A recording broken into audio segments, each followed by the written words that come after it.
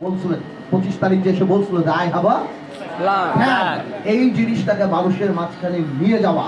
মানুষকে টেনে নিয়ে আসা, আমরা কে কি পাইলাম কি পাইলাম না, আগামীতে কে কি পাবো কি পাবো না সেগুলি ভুলে যাবেন না। 1,30,000 নতুন ভোটার, 50,000 আওয়ামী লীগের ভোটার, 3.5 লাখ ভোটের মধ্যে এই 1,80,000 কোনোদিনও কিন্তু আগে ধানের শীষে করতে, এই হিসাব রাখতে হবে। বারবার আমাদের মধ্যে ঘুরে ঘুরে যদি আমরা মনে করি সব ভোট আমাদের সবচেয়ে বেশি ভোট নিয়ে আসতে হবে, বাড়ি বাড়ি যেতে হবে, ঘরে ঘরে যেতে হবে, বুঝাতে হবে যে আমাদের তারেক রহমান মানে নতুন ভবিষ্যৎ, তারেক রহমান মানে স্টেবল বাংলাদেশ। এই গুলশান বনানী ভাসানটেক ক্যান্টনমেন্টে